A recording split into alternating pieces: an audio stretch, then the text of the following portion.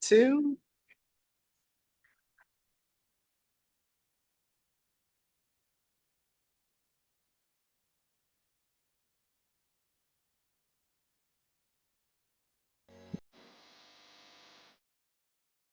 Heat waves, drought, tornadoes, hurricanes, floods, blizzards, bitter cold. Extreme weather has an incredible impact on people across the globe. On Mount Washington, our scientists brave some of the worst weather on the planet to improve our understanding of our warming world.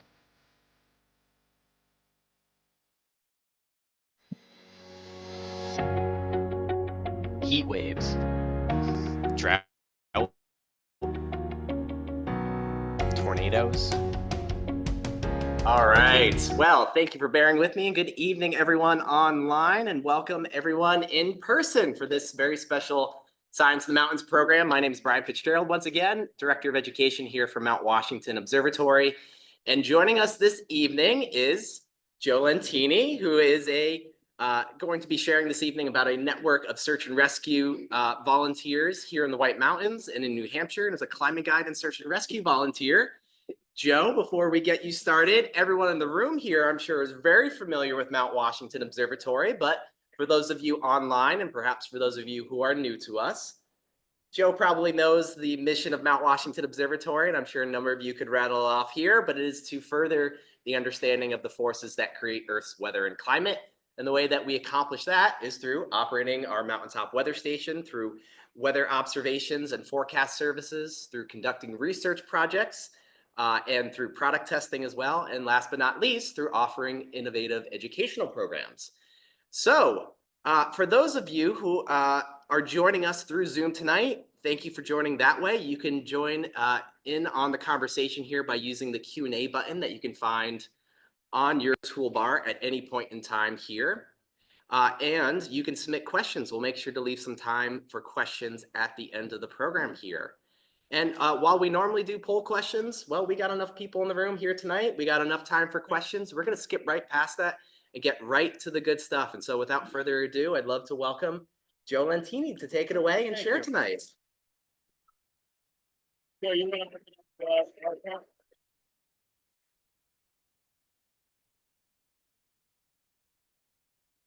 I'm just going to share the screen here for everybody online, but we'll be good to go in just one moment.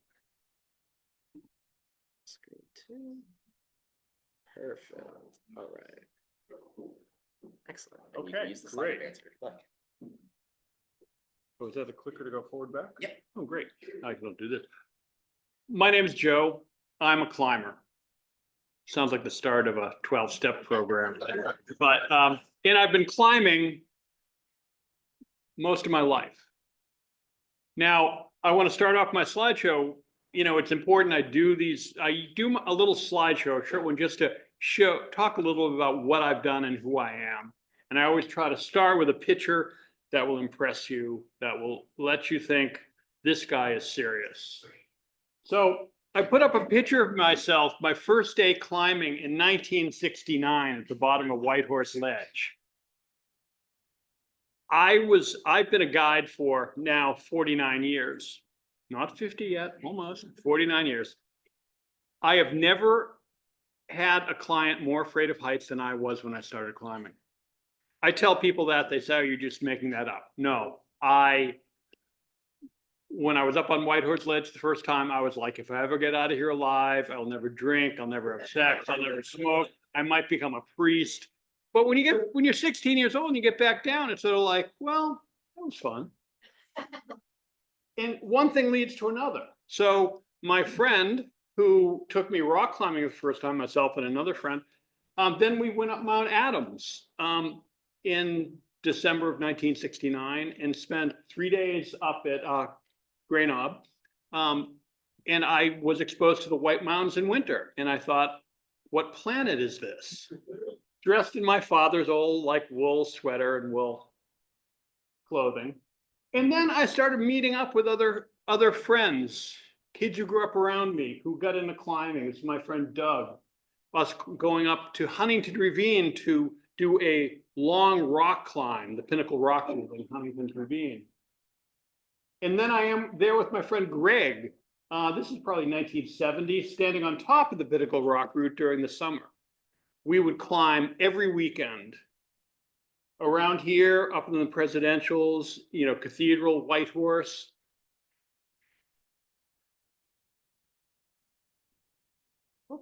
And there I am standing on the top of Cathedral Ledge with my friend Ed Webster after doing one of the classic difficult routes.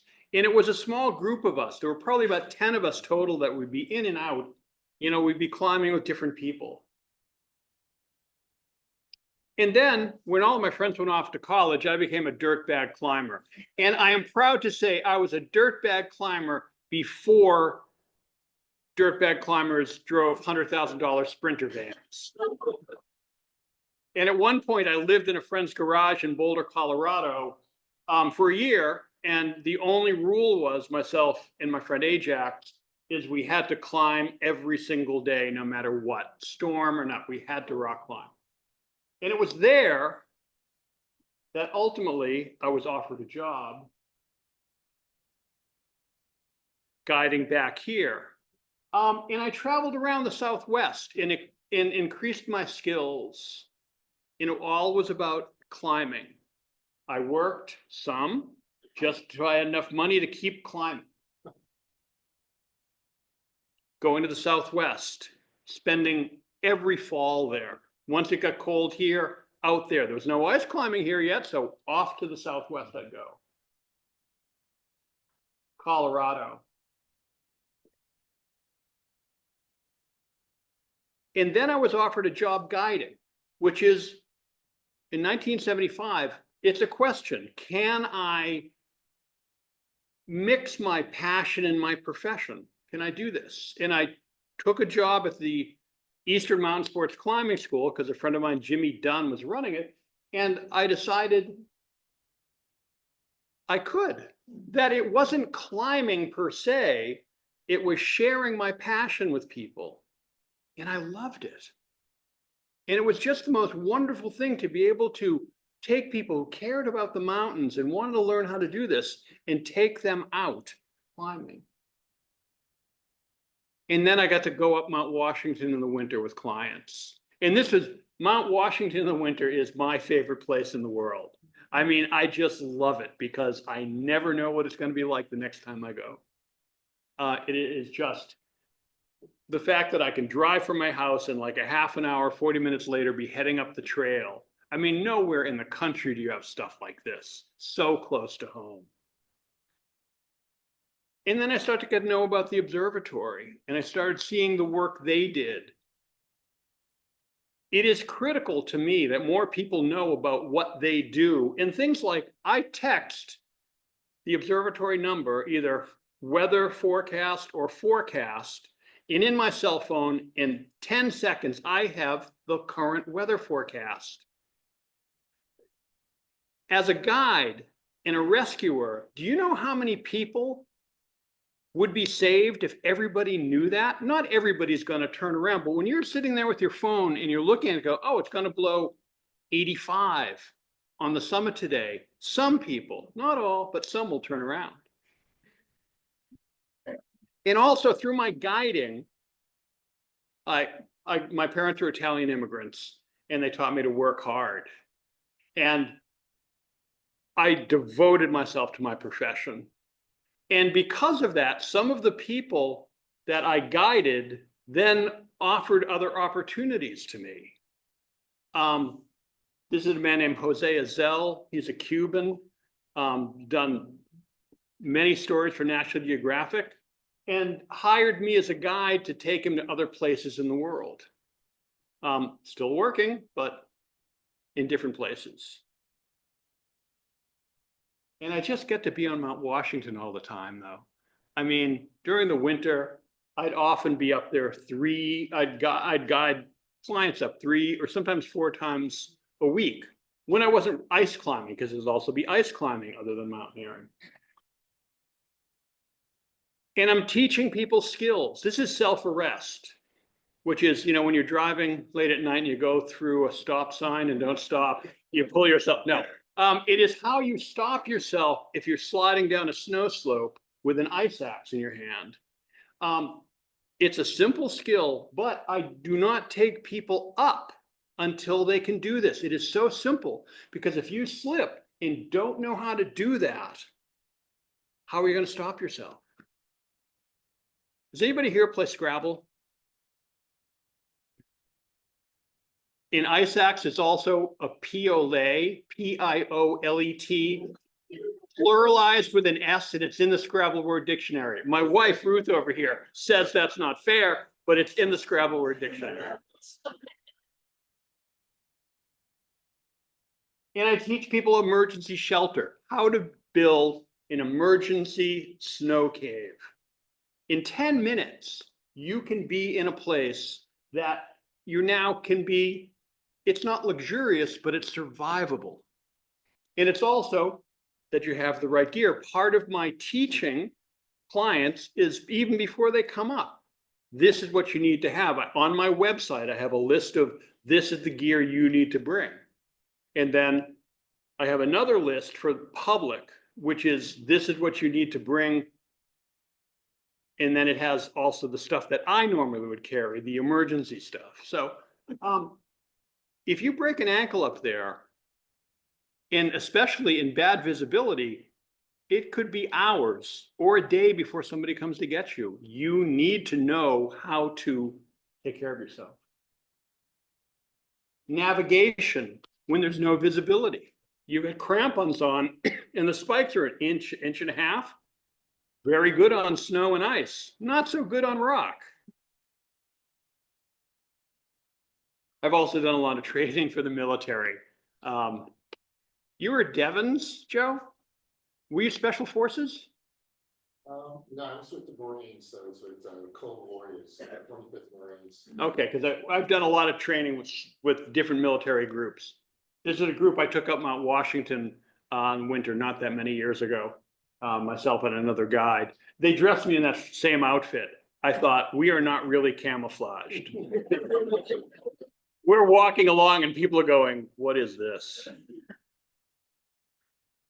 But then I also made trips because I'm a climber.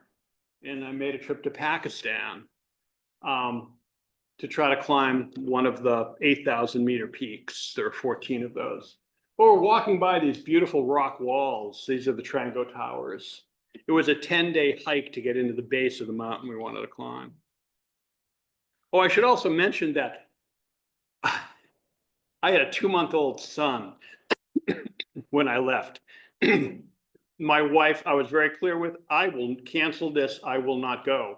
But because our 2-month-old son started sleeping all night at 2 months, and my in-laws lived a mile away, it worked. And I brought her back a 5 3/4 carat ruby. This is called Mitre Peak. That's looking at an ocean of unclimbed peaks 20,000 feet or higher. A friend of ours, a guide from France, climbed 2 of the peaks beyond this that were all 20,000 feet. And he named one after each of his daughters. And so we're trying to climb not this peak, but the peak to the right. You have to get through these glaciers. And these are all skills that we've learned growing up as guides, traveling around. We're in our long underwear suits during the day. As soon as the sun goes off of you, the temperatures absolutely plummet. Here we're probably about 19,000 feet. And we're working our way up this ridge. You can actually see right there, tracks. We went over to the side to try to cut a straighter line up, going more to the right, but we dug a pit there and determined that this wasn't stable. Things we had learned here, things we had learned on Mount Washington, that was not a stable slope. So we went back to the ridge. And you can see, we went what's called semi-alpine, which meant we had no support after base camp. We carried all of our own gear. We'd climb up 1,000 feet, set up a camp, come back down, get our bodies acclimated. We weren't carrying supplemental oxygen. We'd go back up, carry loads up beyond that, always go up 1,000 feet, then sleep 1,000 feet lower, then go up, you know, that 1,000 plus another 1,000, back down 1,000.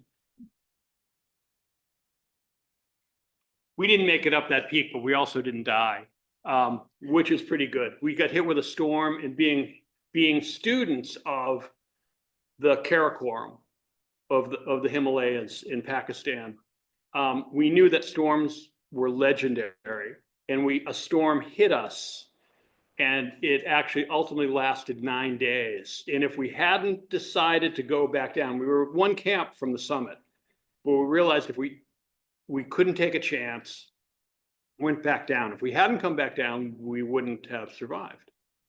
And nobody made it up the mountain this year. And I went by a number of dead climbers who were just like sitting in ledges or lying in the snow. And they're all dressed like I am. And they had the same gear on. It isn't like they're wearing like blue jeans. It just, they pushed it too far. And because I'm a climber and I like to have fun. A friend of mine came back from Europe and he got me into paragliding, which seemed like a good idea at the time. And I started to fly these wings, and I travel around on climbing and flying trips. Again, every November I take off and go out to the Southwest. And I used to fly. Actually was pretty good. I placed second in a big national competition, but then I went second, fourth the next year, 11th, 17th, and then I crashed and spent 3 months in the hospital. Should I go back one more time? I mean, I'm here, so obviously. We launch in places and then catch thermals and ride up thousands of feet and hop to the next place. Some of the competitions would be 10 days. And we'd be flying up to over 100 miles. And then because my friend Jose got offered this job, Jose Azell did an article on Mount Washington a number of years ago. He hired me to go with him to the Bandiagara Escarpment, to Mali in West Africa, because he needed a climbing guide. And I went to a part of the world I had no knowledge of. And I saw people that lived in what you would consider the most primitive conditions, but they had quality of life. And there was a cliff band called the Bandiagara Escarpment that was 200 kilometers long, 200 to 800 feet high. This cave called Cave C, that is there from 3rd century BC. And there are artifacts lying there. In the culture before the culture that's there, bury their dead there. This is going through one of the caves. And it's actually, when you step into it, it's 10 feet deep in human skeletons. When Jose is a very dear friend of mine, but he's a driven photographer. When I stepped into it and I stepped back out, went, I'm gonna take a second. And he just looked at me and went, "We're paying you for this." So I got back in. This culture, these people couldn't have been there any later than 1500. They were the culture that was there from 2nd century AD to 1500. And then the current people, the Dogon, showed up, and they are currently there, and they bury their dead in the cliff. If you die, in a village, they make a little wooden stretcher, and they run you around the village and over the top of all of the buildings, which are all mud huts. And then they put you in a position of prominence at the front of the cave.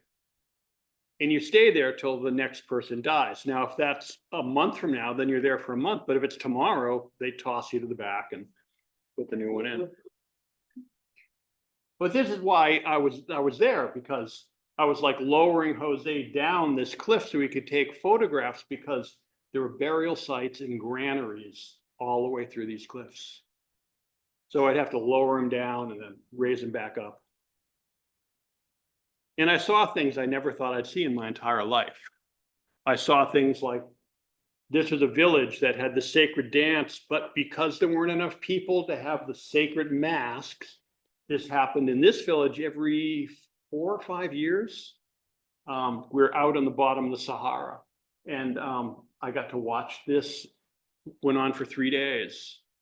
It would start and it would run from dawn till about 11 o'clock, then it'd take a break till about 2, because it would go up to around 140 degrees Fahrenheit. Which you say, well, the highest recorded temperature is 132 at Death Valley. There's no weather station here. And satellites have actually read much higher temperatures, like in the Gobi Desert. They've recorded temperatures from a satellite of 159.8 in the Gobi. That's a dry heat, actually. It's a dry heat, yeah. But I get to go back to this place. And this is like my favorite place to be, Mount Washington. And part of it for me, because I've been doing it for so long, is part of the community. It's part of like you folks who volunteer to help this place exists. And part of what I'm going to talk about tonight is volunteerism. I'm on Mountain Rescue Service and people say, oh, you guys are crazy. No, it's what we do. We're climbers. We work in our environment. We're careful. You know, we're always thinking about our own safety and our team. As a team leader, thinking of my team's safety. We wouldn't exist in our society, especially in towns we live in. If you have a problem, you're going to call and somebody's going to come and help you. It might be a volunteer fire department, which is all struggling these days to get people. It might be an ambulance service. It could be any number of people that commit to help other people. And we can't exist without that. We can't exist. The observatory couldn't exist without you. And so we have to celebrate that and appreciate that there are so many people in our world that out of the goodness of their hearts help other people. I'm going to show you in a movie in just a minute about one of our rescues. And there's a book coming out about it by Ty Gagnon called The Lions of Winter. And it's about a search in an accident that happened on Mount Washington in 1982. And he goes into detail about everything that has to do with the rescue. And it is just coming out, and I believe you'll be able to buy it via the observatory website. And there's so many things I use the observatory website for. I mean, they have 5 new remote sensors on the north side of the mountain. You can look at so many more things right now. There are more cameras out there. You have to appreciate that they are constantly upgrading and making stuff more accessible to people. But this book will be very, very interesting. Ty has done a great job and worked really hard. What's interesting is one of his other books, my wife Ruth read, and she said for the first time, she had a greater understanding of what I do in Mountain Rescue Service because she saw it from different points of view. And that's the other thing. For anybody that's a volunteer, we couldn't do it without the support we get at our homes. I could not do what I do in Mountain Rescue Service without this woman sitting over here. Because I'm the one who usually gets called. Fish and Game calls me because I'm the first in the list. And with cell phones, I've always got it with me. And then I call into a computer, which then sends a message out to the team. And then I'm recording. They're putting whether they can come, not, they're putting codes in. And I can talk to Fish and Game within minutes, just saying, yeah, we got this many people, blah, blah, blah. Without people, when we get these calls, Ruth knows. It's like when I get a call at midnight, it's a sign that it's not going to be a good night. So anyway, we're going to go to the movie now. Brian, how do I get to that? Oh, here. I don't want to quite start it yet, but I just want to get it. Want me to cue it up? Yeah, but not to start it.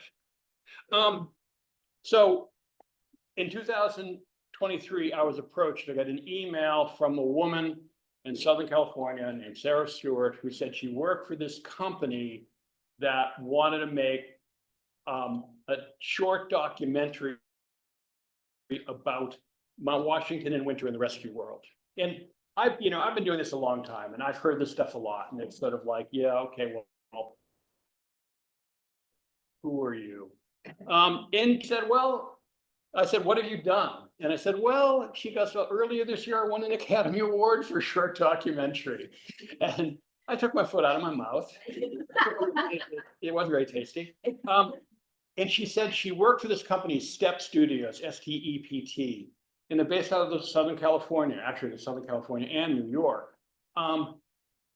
It is founded and run by 3 young men who grew up in Plymouth, New Hampshire, and ski raced and made films together on Cannon Mountain growing up. And they said they wanted to do this because they had no idea that most of the people in the country have no idea what Mount Washington in winter is like. So they came up, they didn't have a clear picture of what they wanted to do. We spent a lot of time on the phone, working on different things.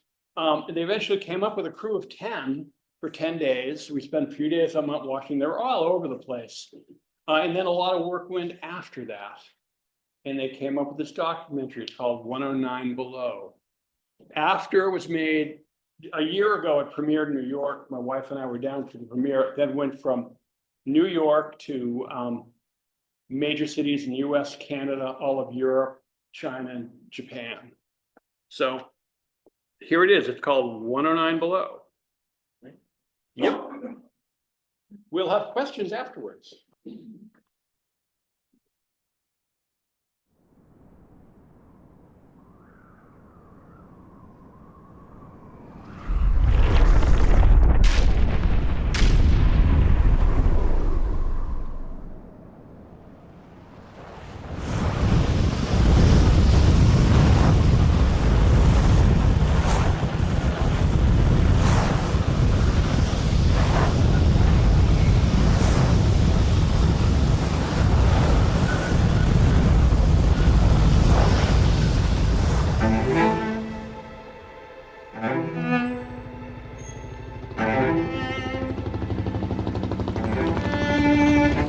Well, this is what it looked like on Mount Washington today, where the air temperatures could smash records at 50 below.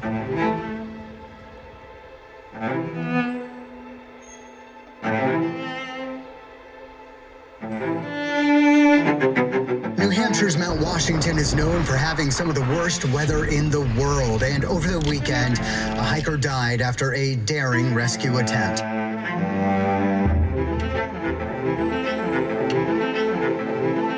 The Mountain Rescue Service is made of members that are extremely skilled in the mountains. Just understand that help is often hours away. Winds westward, gusts up to 95. This will give us a wind chill falling to 60 to 70 below.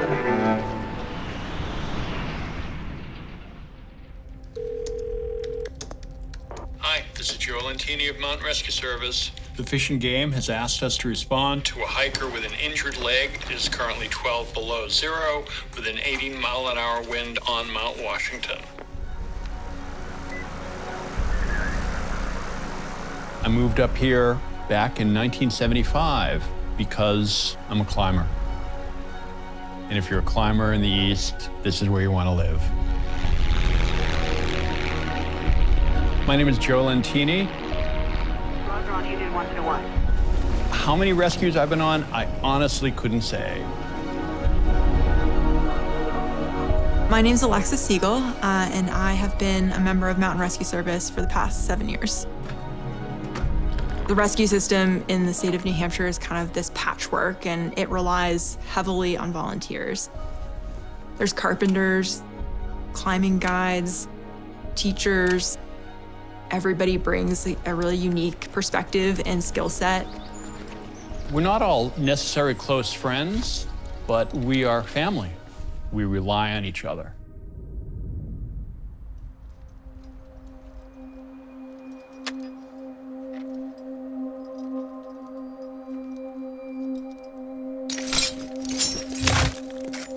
The Mountain Rescue Service specializes in technical rescue, so we're going out in situations that are potentially dangerous.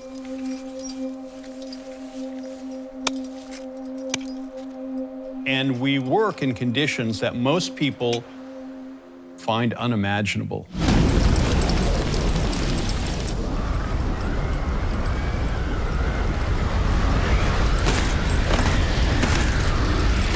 Part of what makes it so unique is that it is really accessible to people.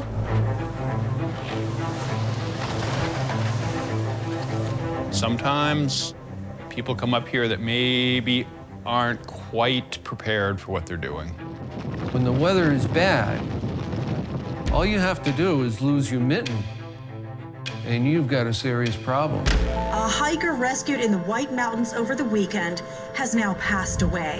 Fish and Game have not yet released the name of the hiker from Canada who died at the summit of Mount Washington today.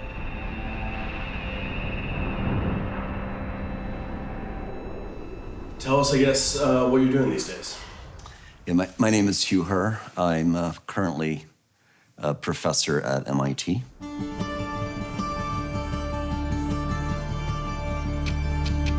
The year of the accident was 1982.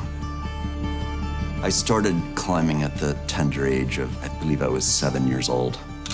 I studied mountaineering. I knew what to do in avalanche conditions. I knew about rope technique, glacier travel. My partner, Jeff Batzer, he expressed an interest in going to the summit of Mount Washington. That was the intent for our climb.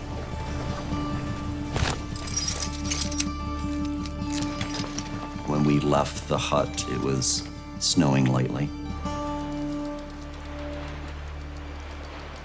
We got to the top of Odell's Gully, and we huddled behind a rock out of the wind. At that point, we made the critical decision to continue towards the summit. And I remember telling Jeff, let's just go 3 minutes.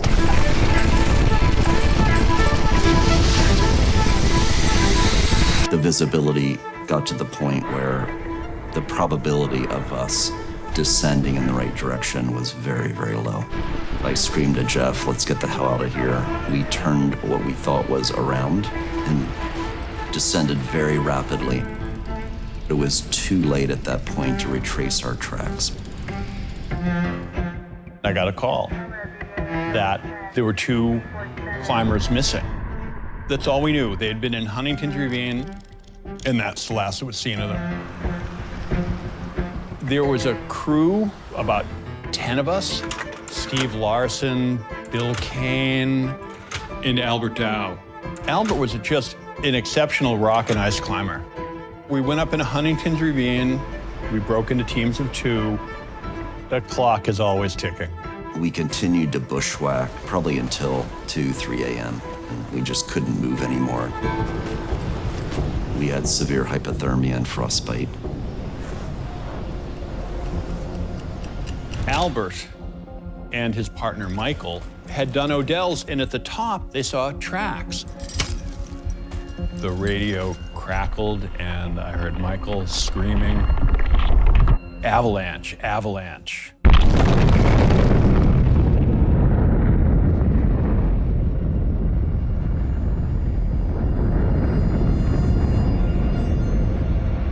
One team went up to get Michael. The rest of us did a hasty search, and after 5, 10 minutes, somebody on my left goes, I got him. We got to him. He wasn't breathing. We dug him out. He had caught a tree on the way down and broken his neck.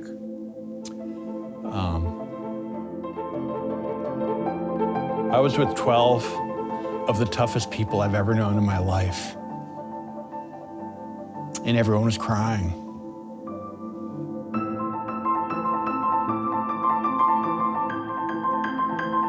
He had a fiancée. I got to her, and I could just see that she was screaming.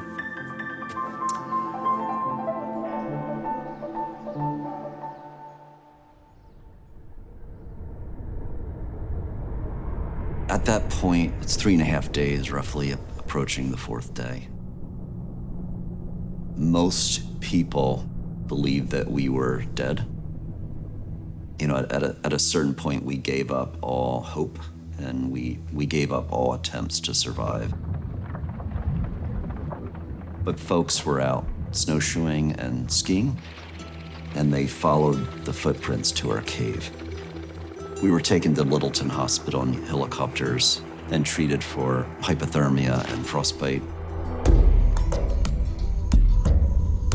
Both of my legs are amputated below the knee. Once we arrived at the hospital, a rescue team came in and asked us what happened, told us about the avalanche and Albert Dow perishing. To me, that was just the lowest point in my entire life, hearing that a fellow climber had died while searching for Jeff and I.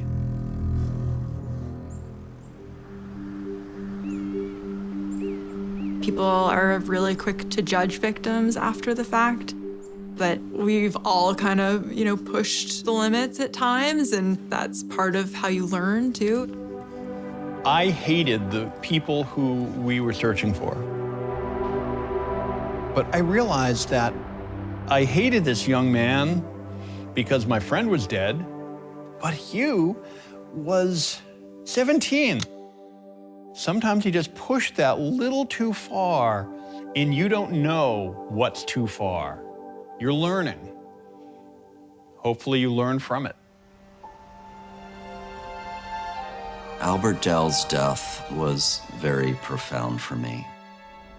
It transitioned to shock and to rage at myself for making bad decisions in the mountains and really putting others at risk. That rage, I think, drove me, ironically, to climbing again with artificial limbs. I took on the view that I was gonna use every cell of my body to do something positive with my life. I thought it would be a degradation to Albert's memory if I didn't do so. He is the world's leading developer of prosthetic limbs. He has done so much for other people. Oh my God, I can't believe it! These are tears of joy. We, the people, need not accept our limitations, but can transcend disability through technological innovation. If I pitied myself and didn't apply my mind and body to something good for society, I thought that would be an absolute disgrace to Albert's sacrifice.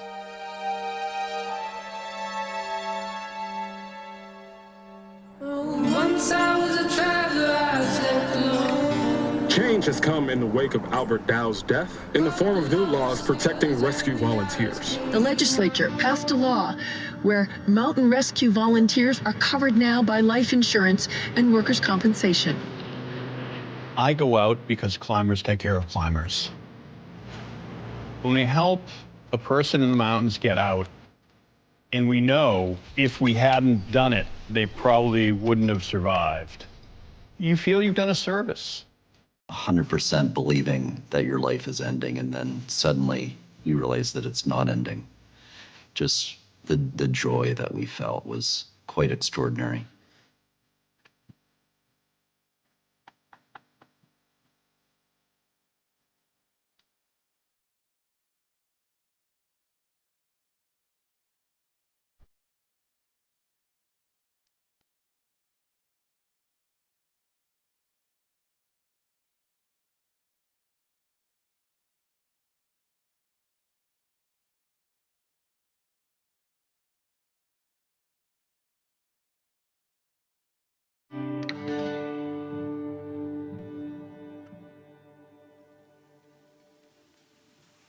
I'm gonna do a couple of French Canadian crooked tunes. Oh, yeah. Let's do it.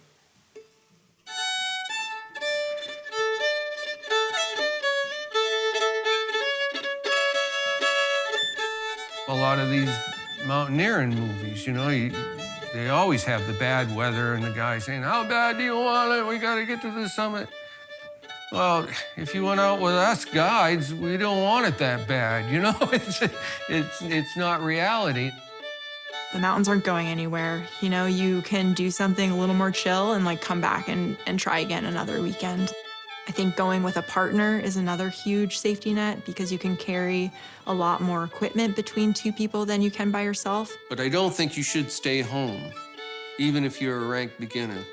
You gotta go out and you gotta push the limits, or you're not gonna ever learn anything. That was three tunes.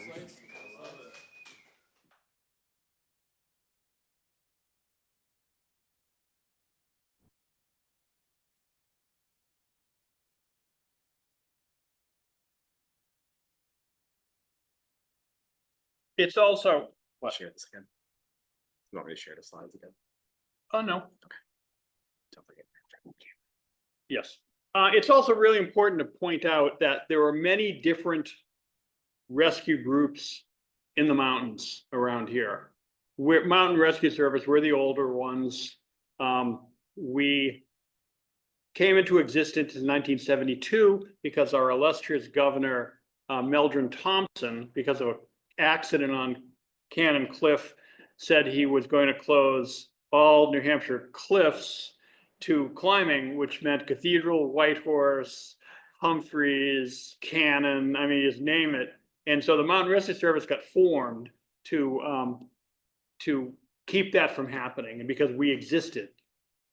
It's also important to point out that, I'm nothing special. I'm just a member of 55. There are 55 or 54 other people just like me, mostly younger than me. There's a few older than me, but mostly younger than me that are also, we do this because it's our environment. It's an environment that we live in every single day during the winter. So it may seem crazy to some people, but it's not to us. But there are many other rescue groups in the community that help people, because most of the rescues that happen around here are not technical. They're people, especially after COVID, who had never been out in the mountains, who are now hiking with sneakers and breaking their ankles. And, I think it's great that people are going out, but they need help. So there are many different groups, and we work with a lot of those different groups.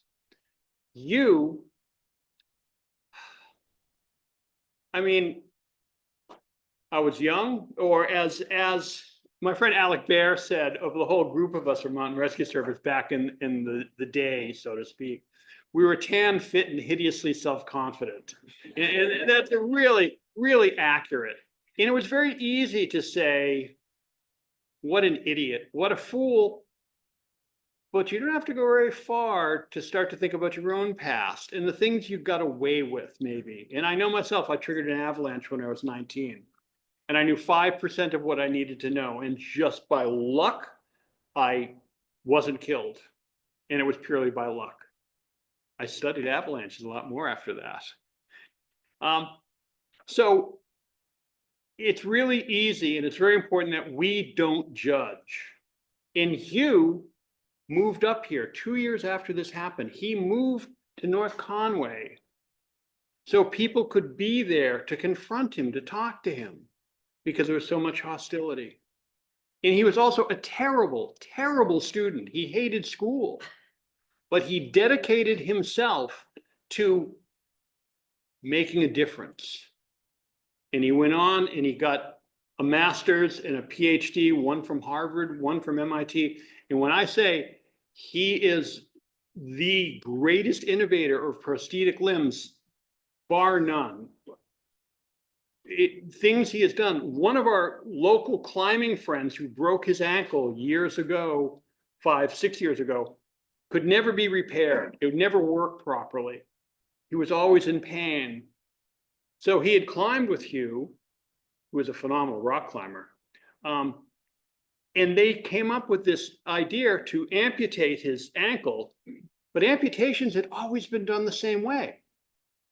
They cut it off, they folded flesh over, that was it. There was no access to the nerves. They developed, working with a surgeon, of a way to access the nerves. And then you built a foot, an ankle and a foot that works like ours do. It works from his brain, not from looking. He can walk up the stairs in the dark.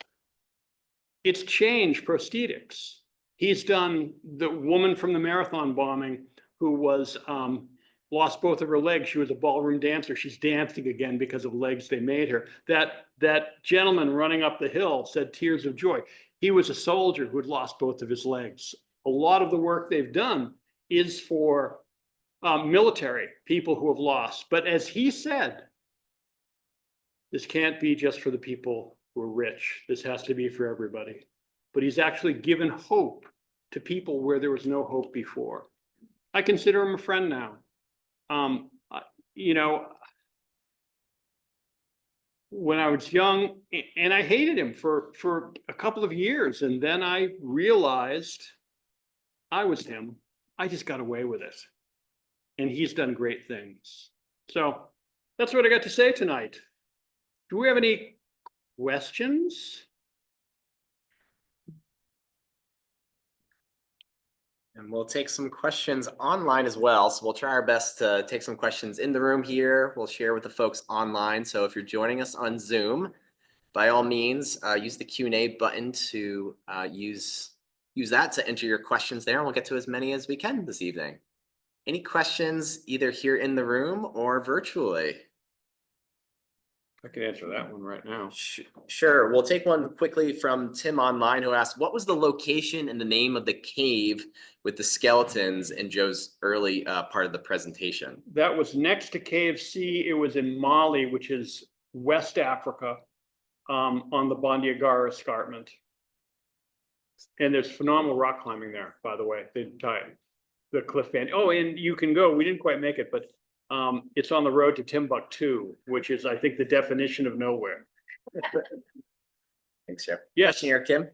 Same place, show low income day down so you can take pictures of the caves with bodies.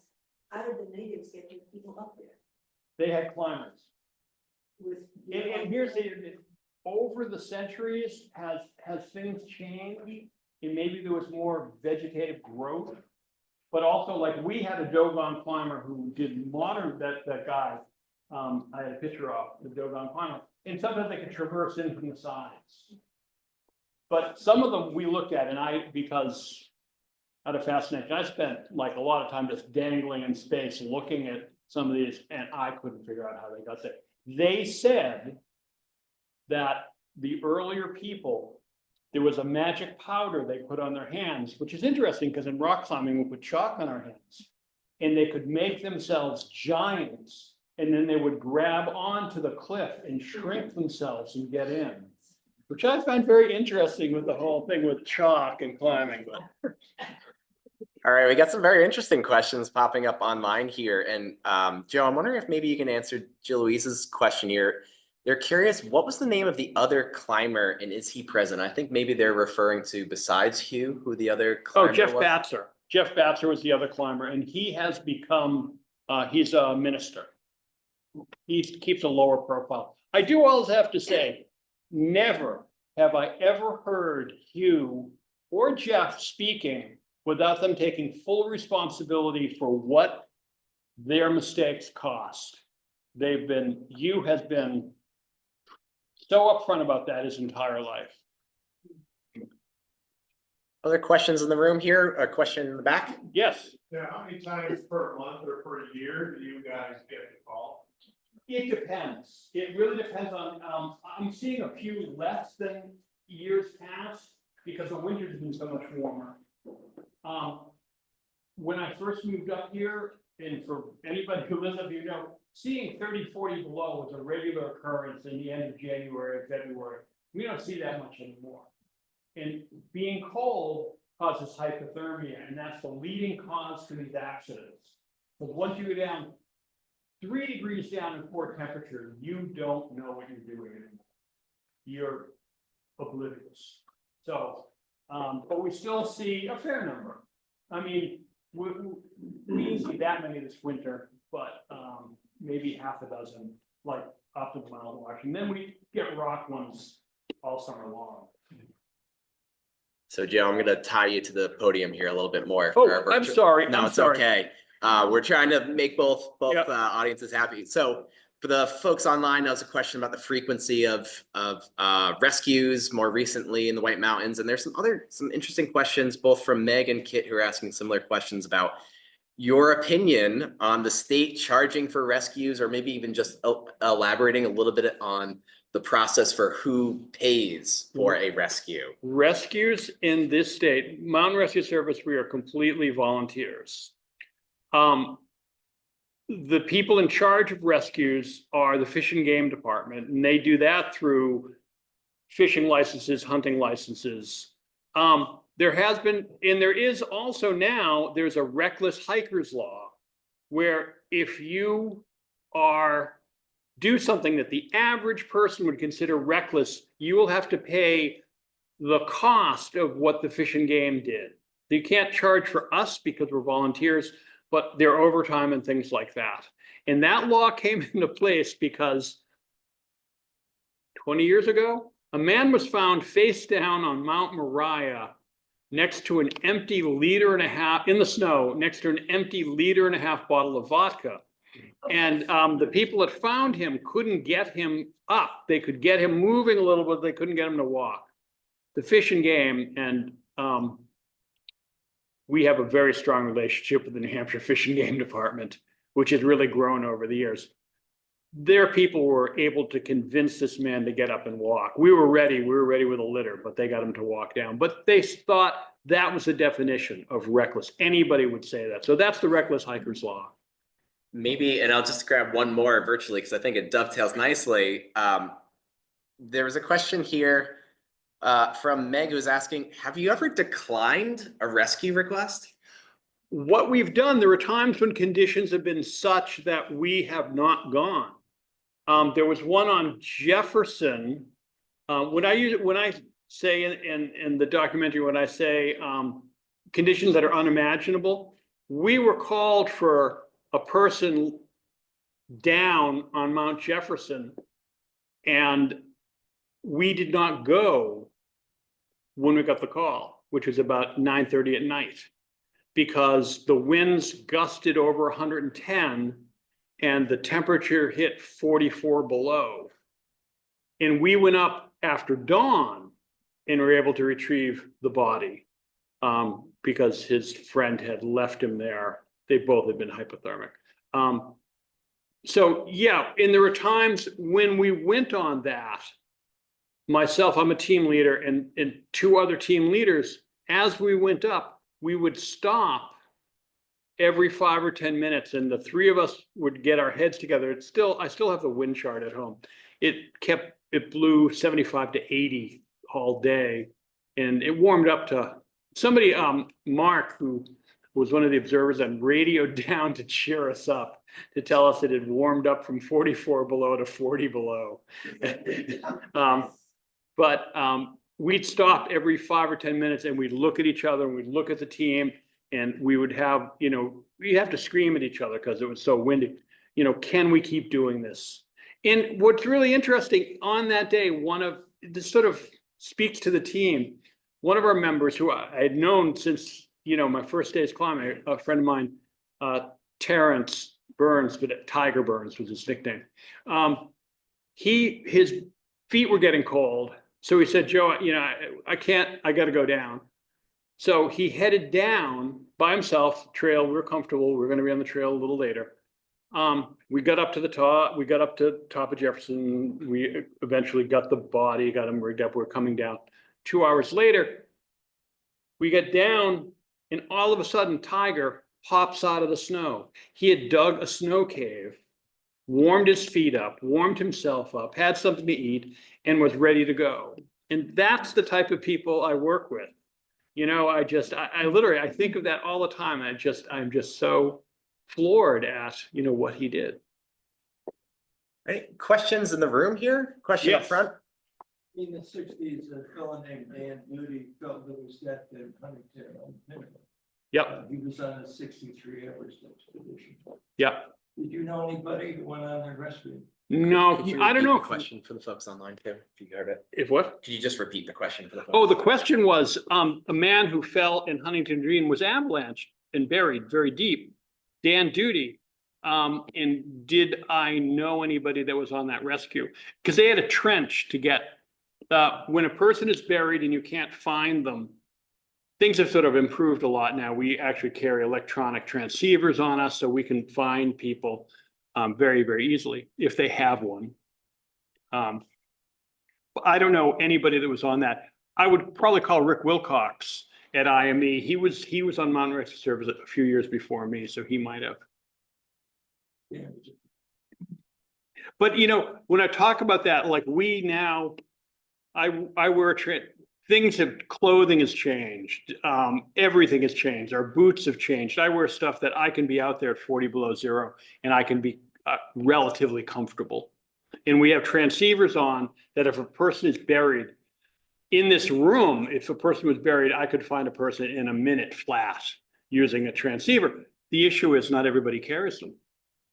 And if you carry the transceiver, you also have to carry a probe, which is like a heavyweight tent pole, because once you determine where a person is, you have to probe and know exactly where they are, because they could be vertical, you know, head up, head down, if you're going to dig. And then you have to have a shovel.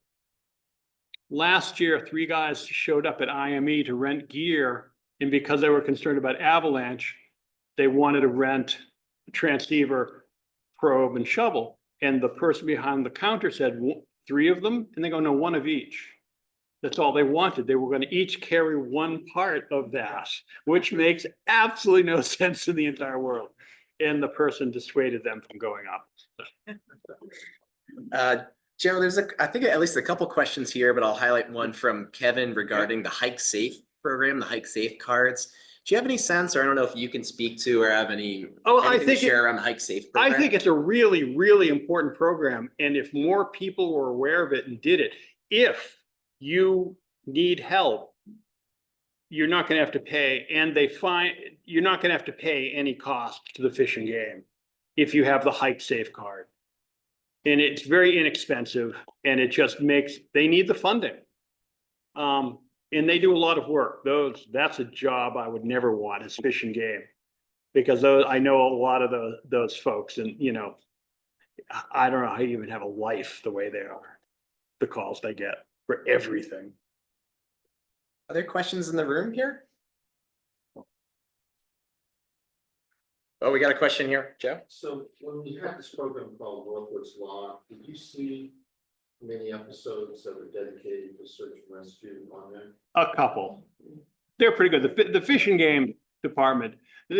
One thing I will have to say, they're much better prepared than they ever have been. They're still not at the level. It isn't native to them. For us, it's our native environment, but they do a much better job. Years ago, when I first started on Mountain Rescue Service, we weren't necessarily getting along so well, Fish and Game and Mountain Rescue Service. And so we decided to have a softball game, and one of our team members made posters that he put up around town, and it said, "See hulking state employees who carry guns do battle against dirtbag climbers who live out of their cars." And when we got up to that place in Madison, that field in Madison, one of our team got up to the plate and went, "Okay, now if I hit the ball, do I run to the right or the left?" And everybody laughed, and he went, "No, seriously." And after that, we started to, we were really close with the Fish and Game, because they are great people. I mean. Well, I know there were at least a couple questions online here related to folks being curious about, one, either how to get involved and or how to support Mountain Rescue Service. So I just wanted to make sure that was highlighted. I know you mentioned it a little bit, but maybe if you can speak to that for everybody. Well, the best thing you can do, anybody can do to support Mountain Rescue Service, is to carry the right equipment and to look at the weather before you go out. That is the single best thing you can do to support us. Other than that, if you want to donate, people can go to nhmrs.org, and we have a website, which is actually being finally redone, that you'll be able to donate there. But the most important thing is to talk to your friends. If they're going to go out hiking, your friends, we're going to go hiking on Mount Washington. Do they have the right gear? Do they know what the weather is? We all hear the stories and we see the people out there. I mean, I've come close to getting into fist fights with people on the mountain because I was up below the summit cone, the last 1,000 feet. Weather was bad, visibility was bad. I was trying to determine whether or not we were going to go on. This guy comes up behind us, has no extra gear. He has a bottle of like water stuffed in, just a little plastic bottle of water stuffed in his jacket, no goggles, no face mask. And I said to him, visibility is tough from here. It's, he had no ice axe. I said, you really should be going down. And he said, well, I'm just going to wait for you and I'll follow you up. And I said, hey, look at the way we're dressed. Look at the way you're dressed. I'll stand here until you just can't. And the guy literally made a fist and started walking towards me. And I'm leaning on my ice axe. And I'm thinking, this guy is stupid. But he eventually did turn around. So, you see that. The more, and he's by himself too. Tell your friends, don't go up by themselves. Tell them to get the right gear. And that makes all the difference in the world. And maybe we'll take one more question here in the room before we wrap up, and certainly stick around a little bit longer as well. Yeah.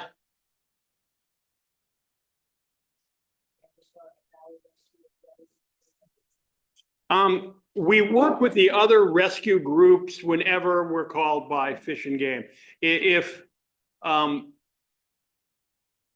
we do technical stuff, but beyond that, we're often working with other teams.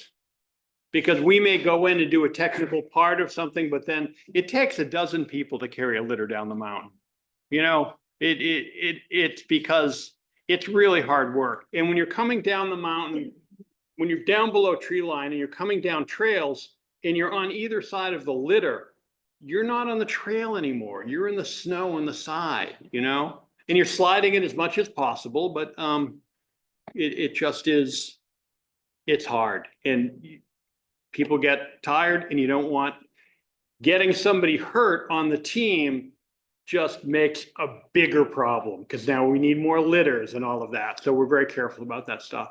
And as a team leader, my primary responsibility, especially as I've gotten older and less fit and less egotistical, I am more concerned with making sure that my team members are safe. How many teams are there in the mountains, in the White Mountains? Have I seen what? How many rescue teams are there? I think there's 4. There's Androscoggin, there's Pemi, there's one other. Saco. Yep. And MRS. We're the only technical team because most of us, all of us, are either hardcore climbers or professional guides. And to get on our climbing team, you have to have a unanimous vote of the board of directors. I was on the board for so many years, I couldn't remember how long I'd been on. Finally stepped down, get some younger people in there. But it's hard because when you're on Mount Washington above tree line in the middle of the night and it's howling, your safety is dependent on those person on your shoulder. Everybody's got to be able to, you can't think about they don't have the skills. So it's really hard to get on the team. All right. Well, with that, Joe, I don't know if you'd be so kind as to maybe stick around a little bit longer. Absolutely. If folks wanted to chat. Absolutely. For everyone who's joining us online, and certainly for everyone who joined here in person, thank you so much. Thank you, Joe, for joining us tonight. For those of you who are fans of Science in the Mountains and of the observatory and our programming, certainly we'd encourage you to support free programs like this to keep them free. And you can support programs like this by donating over at mountwashington.org. And while you're there, you should certainly check out our next upcoming Science of the Mountains programs, where we'll have more wonderful speakers just like Joe. Next month, we'll be hosting folks from the City of Boston's Climate Resilience Office. We'll be talking about their efforts along coastal and urban centers in Boston. January, we'll be hosting folks from the Northeast Regional Climate Center in Ithaca, New York.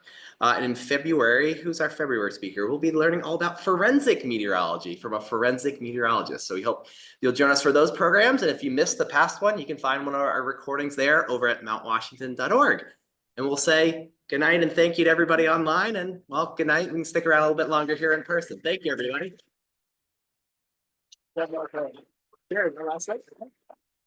And don't forget to tell everyone you know, if you just text the observatory phone number, either forecast or weather forecast, you will immediately, within 10 seconds, have the forecast. And anybody going outside in the mountains, period, should do that before they set foot outside of their car. Appreciate that. Thank you, Joe. Thank you, everybody. Take care.